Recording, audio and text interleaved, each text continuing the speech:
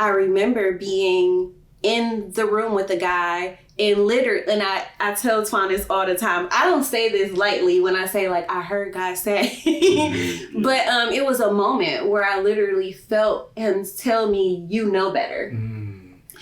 And I panicked almost in a minute, like, you gotta go, get out. And the guy that was at my apartment at the time, he was so confused. I just started throwing stuff like, you gotta go. I don't know what's going on. You just got, you know what I mean? And I used to live downtown on Euclid in a 300 square foot efficiency. And all I had was a couch until Arroine gave me her TV and her bed. All I had was a couch. When I left my job in 2015, at the end of 2015, I literally will get up every morning at 4 a.m. I would turn my Uber app on. Like, what am I doing? Getting up at 4 a.m. and it's a blizzard outside to go take somebody to the airport and then treating me like I'm like the help.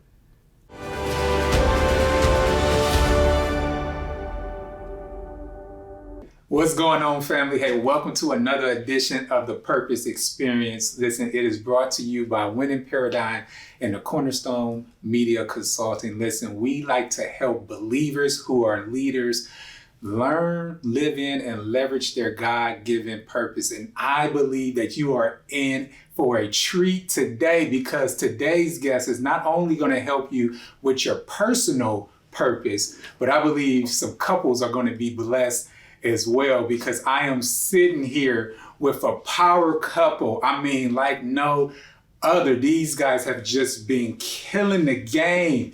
When I say they've been killing the game, I'm not going to get into it all right now, but please get ready, because I'm here with none other than the Steele family, Antoine and Arrione Steele.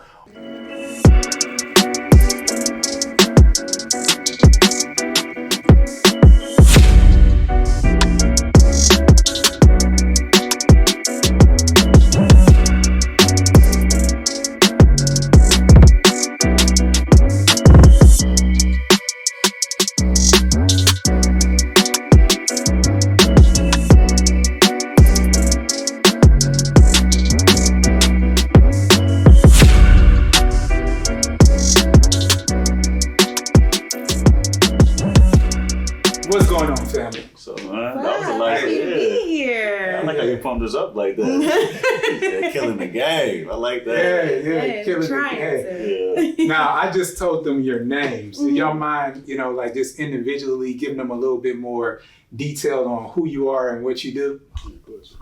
Sure. So I am Arroine. I've been married to Antwan for almost 4 years. We're expecting our first little bundle of joy. Thank you. Late October. And I recently have left my position as a school psychologist to go full-time entrepreneur. So I'm really, really excited about that. I'm going to be venturing into or exploring more of our other business ventures and kind of expanding those things. And then I am also going to be expanding my social media influencing. Fantastic. Yeah. Fantastic. Yeah, so my name is Antoine Steele, as already been said, and I am an author, I'm a speaker, and a coach. My focus is on working with single men and women, helping them to maximize their singleness and prepare for marriage. And my wife and I also have a nonprofit called Student Navigation, and we're doing a lot with the youth. Doing a lot with the youth. And listen, they really just gave us a snapshot on what they're doing. They're really doing a lot more. I love how they kind of downplay what they're doing or whatnot. But we're going to get into it, Yes. But before we get there, because as I mentioned, you guys are killing the game, but I would love for you guys to kind of give the people your personal story, because people think that once you become successful, that you kind of came out of a cannon and you're, only certain individuals become successful or whatnot. But if you don't mind, kind of let us know about your personal journey on how you actually, how did you get to where you are right now? Oh man, that's a loaded question. A loaded question. I mean, you want me to start 3 or? Right, that's right. Are you talking about as far as entrepreneurship, or are you talking as far as just life in general? Life in general.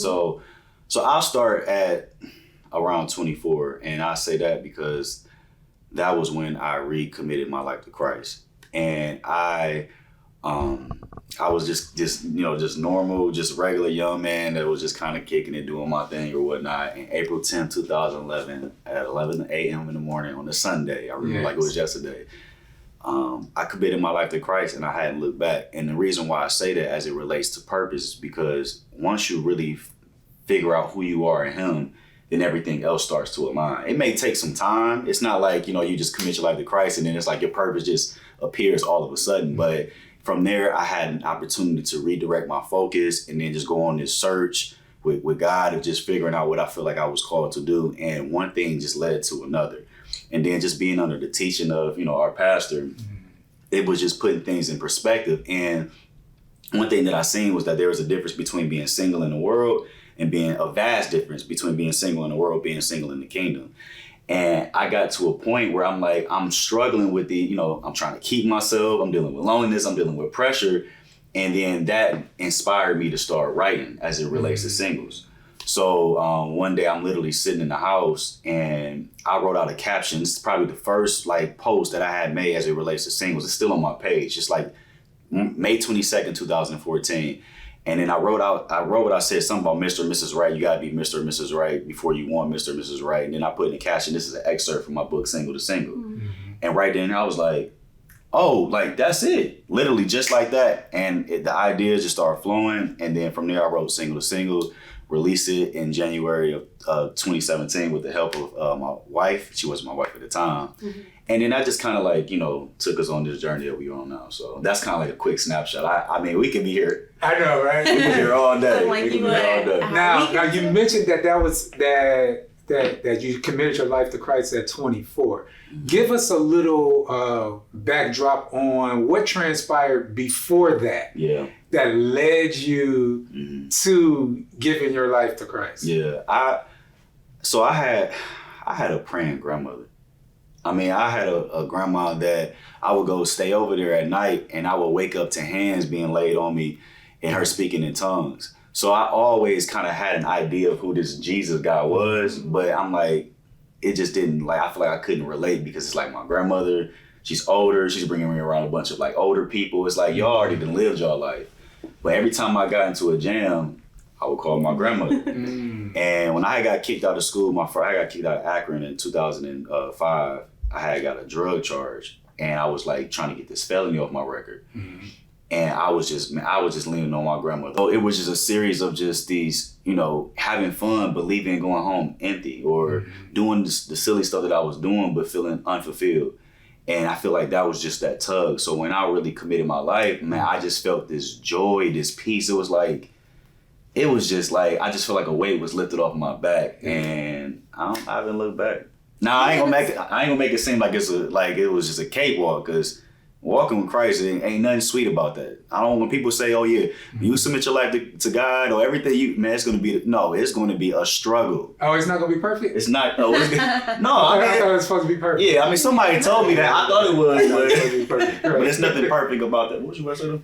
I was gonna say the moment when you got the phone call. Which one? From your friend that you had brought to church as well also kind of impacted. Yeah. So okay. Yeah. Tell us about that. Yeah, tell us. And look, I'm telling you, I can be long-winded, so sweetie, if you just take a quick break. Just rub my knee. So there was a guy. He was like a cousin of mine. I call him my cousin, but he was really like a close friend. And me and him kind of did a lot of dirt together. And he was. I was taking him to church with me. Mm-hmm. And I remember one day me picking him up and his eyes was real slanted. And I'm like, dude, you high? And he was like, yeah, it make me think better when I'm listening to the pastor.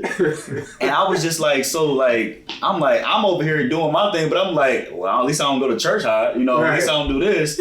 Right. And I'm like, don't ever come to church high with me again. Right. And when we got there, how our greeters, at the door, they hug you. He put his hands up like he was about to get patted down. He literally put his hands up like that. I was so embarrassed. So when he called me today on April 10, 2011, when we were talking, he was saying how he committed his life to Christ. Mm-hmm. I was just like, the audacity of you. How could you commit your life to God when I'm the one that was taking you to church? Right. How can you do that? And I just sat there.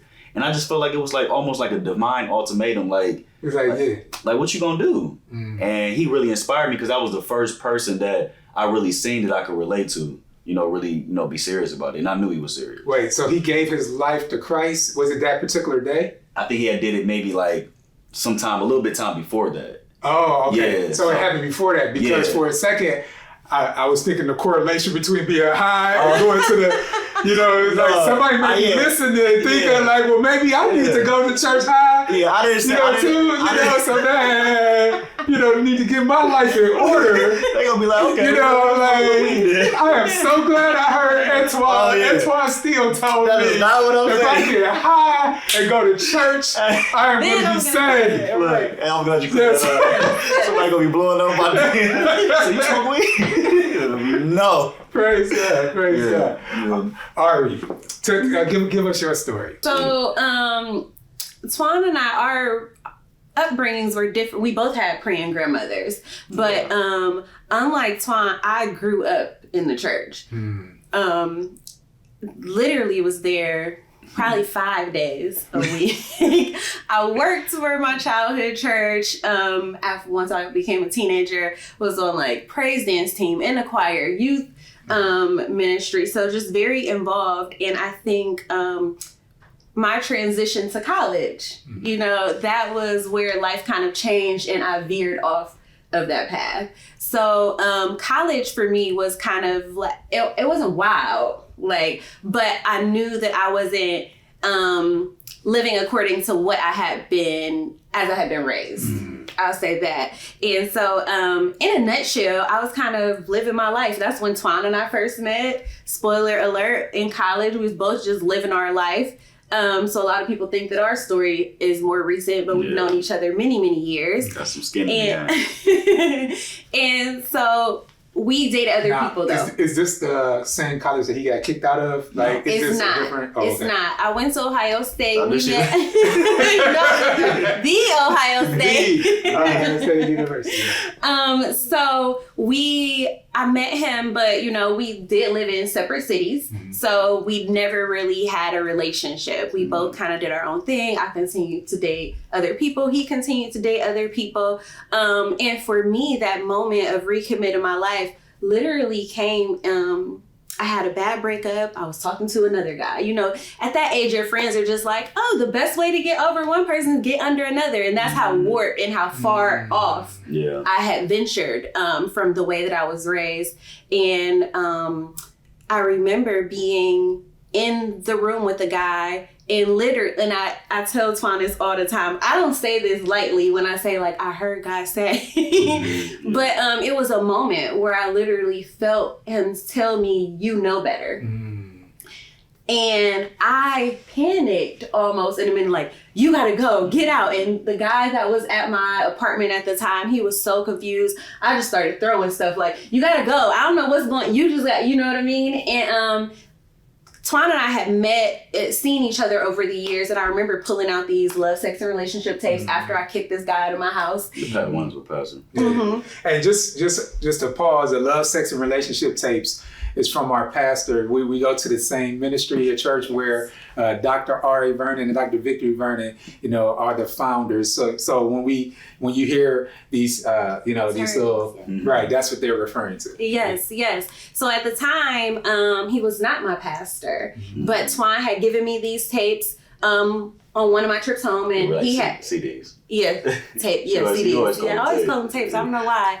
But when he gave them to me, I was still living my life. Twan had rededicated his life, so I was like, "This is my birthday gift." I'm kidding.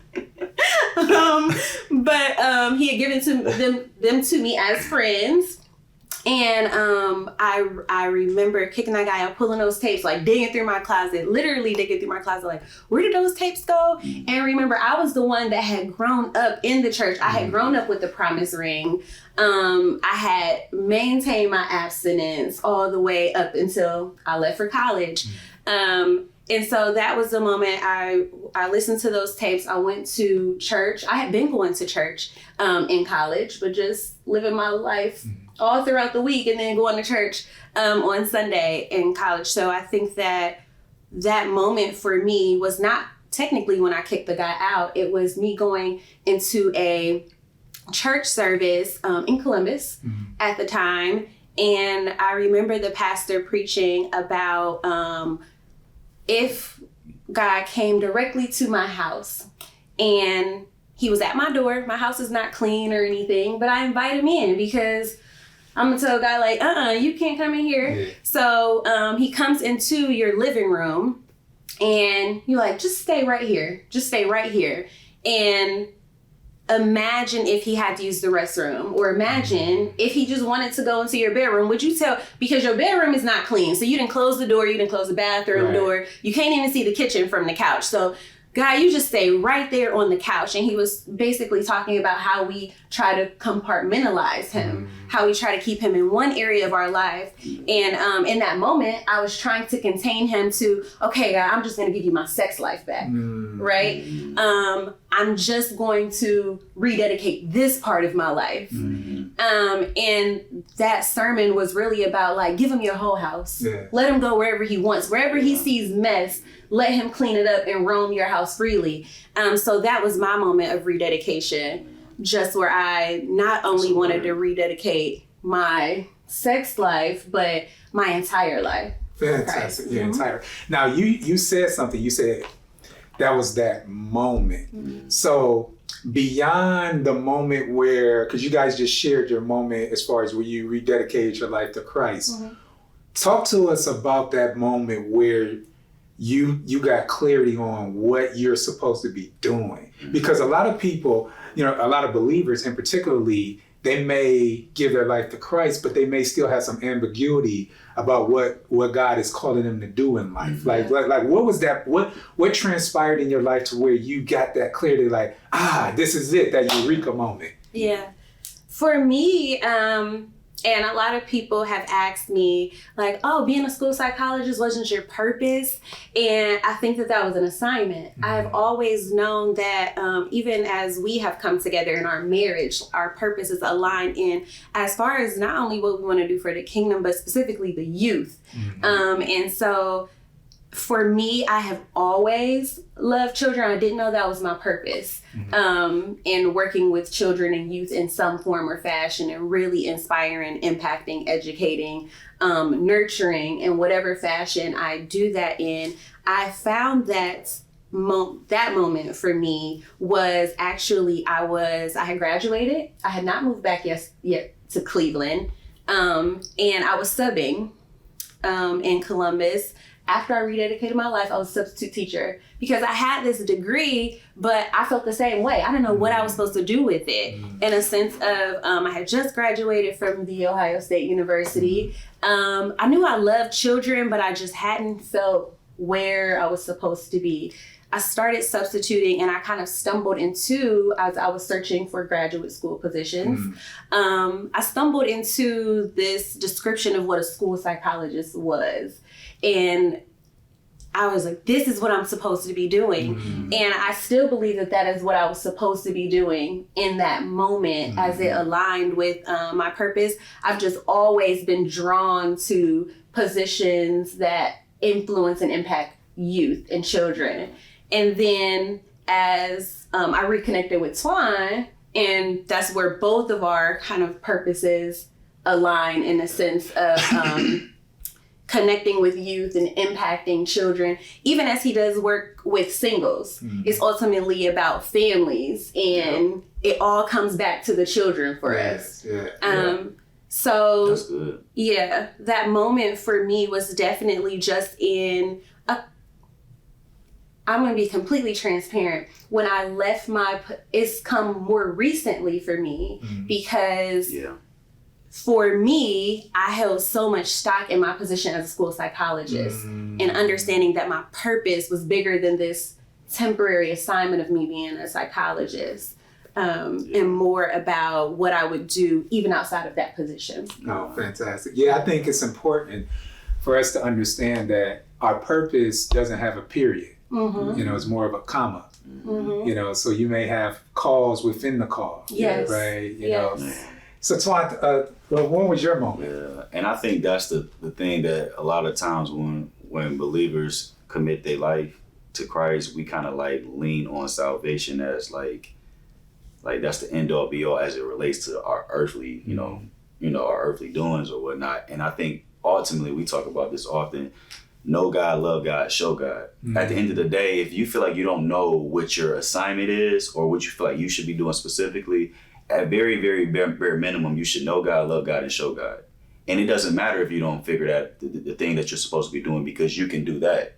So God makes it very like clear for us from a foundational perspective on how we can serve him. So everybody still has purpose. You might not know specifically what you want to do, but you still can do those things.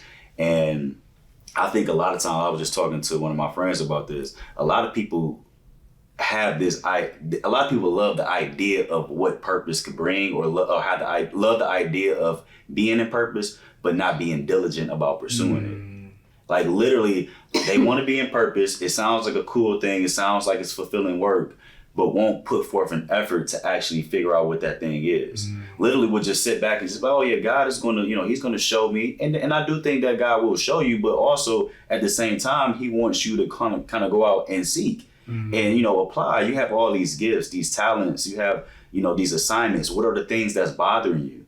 Like, what are the problems that you see that frustrates you on a regular basis? What's something that's constantly reoccurring in your mind that you thought about that last year and it still comes to your mind this year? Like, these are the things that God is like giving you these little like pointers to give you like direction as far as where you want to go. So for me, as it relates to like singleness, ultimately, like Arrione said, for us, it's about family. I was talking to a lady that's kind of doing some strategic planning for us. So she was like, give us big picture overall. And I was just like, healthy societies. And she was like, okay, healthy society, but you don't work with singles. And I'm like, okay, let's break it down. Healthy societies come from healthy communities. Healthy communities come from healthy families. Healthy families come from healthy marriage. Healthy marriage comes from healthy engagement, healthy relationships, healthy dating. But healthy dating comes from a healthy single. So while we're telling people that they need to get out here and get married, we're not figuring out on how we can help them to be prepared. You all the opportunity to join our 30-day mentorship program that will be kicking off in October. And we're going to be talking about things like spiritual maturity, physical well-being, emotional stability, mental protection, financial security, purposeful pursuit. So it's not just about the lovey-dovey stuff, but it's about you getting yourself together as far as your purpose and entrepreneurship. And then we have experts who are going to come in and teach on a specific subject matter. So I think for me, that moment again, the moment is the moment that things click. But really, like, the moment is all of the work, all of the frustration, all of the issues, all of the setbacks, all of the conversations that you were having, all of the repeated pattern, all of that stuff that's happening that gets you to that point where then it's like it just finally clicked. So I think that we need to do a lot more work, or at least pay more attention around what we feel like God is calling us to do. And then from there, it'll just kind of lead you to what that is. So I think when we say moment, because I know we keep saying that, but like there's a lot of work that's happening before that.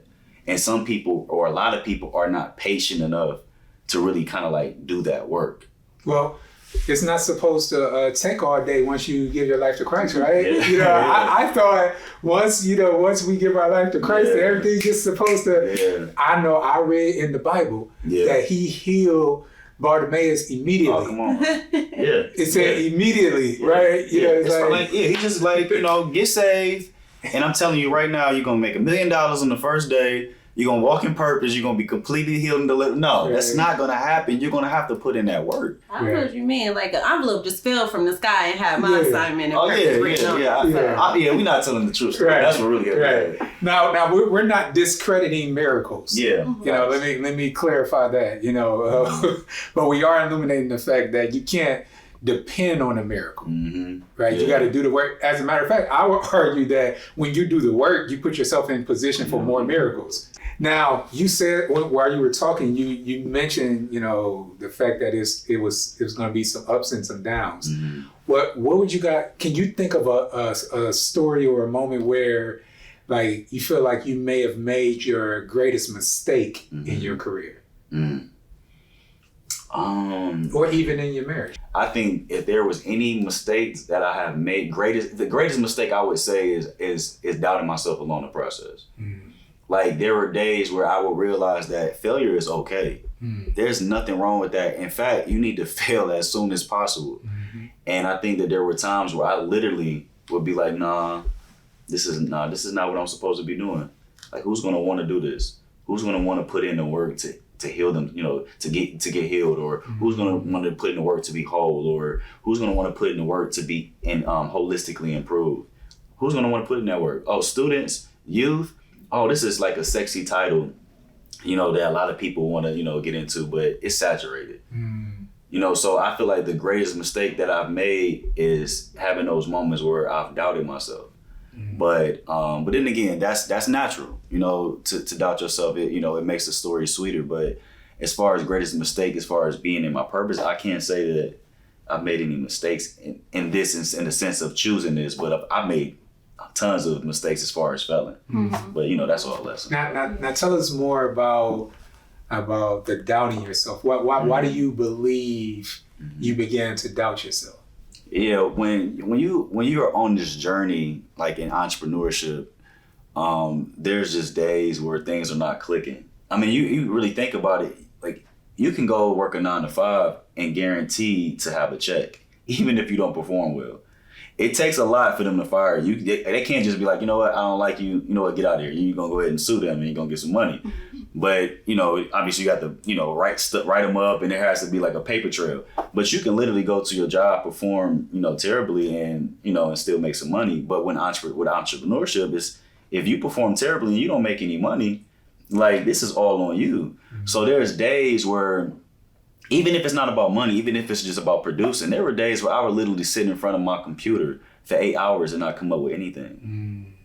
I remember me and Arroine, we joke about this. I had literally was going through my phone and I was scrolling like this was years ago, and I seen a couch. I took a picture of a couch, and I used to live downtown on Euclid in a 300 square foot efficiency, and all I had was a couch until Arroine gave me her TV and her bed. All I had was a couch. When I left my job in 2015, at the end of 2015, I literally would get up every morning at 4 a.m. I would turn my Uber app on and put my clothes on. And before I could even finish putting my shoes on, I was getting a hit. I would literally go drive till like 9 o'clock. I would come home and I would sit on that couch and I would write. And there were days where I'm sitting there and I'm just like what am I doing? Getting up at 4 a.m. and it's a blizzard outside to go take somebody to the airport, and then treating me like I'm like the help. But then having to come home and then not produce anything and doing that over and over and over again for a year straight. There's gonna be some doubt that come in that. But it's like, if you truly want to, if you feel like this is what God is calling you to do, you just got to be relentless no matter what. I don't care what it looks like. I don't care how much I'm struggling. I don't care if somebody doubt me. I don't care if nobody's going to support me. If this is what I truly feel like God is calling me to do, I'm going to do that thing. And the only time I'll really truly fail is if I give up. So, yeah. Now you mentioned something. Tell us about the moment where you made a decision to become an entrepreneur, because you were just talking how, we heard that what transpired after that, but what transpired in your life to where you made a decision to say, all right, I'm not working for nobody else. I'm about to become an entrepreneur. So I started pushing for Dr. Bailey to give me a raise, and I was pushing hard, and she ended up giving me a promotion and a raise. And I thought that when she gave me that raise and that promotion that I would be content. And I started feeling the same way. So I ended up, walking to her office one day. This was after some thought. And I remember I had a meeting with her. I sat down, and I sat down just like this. And I was waiting on her. She was doing some typing on her computer, and she looked up and she's like, what are you doing, praying? And I did like this. And she just sat back in her seat and she was like, you leaving me.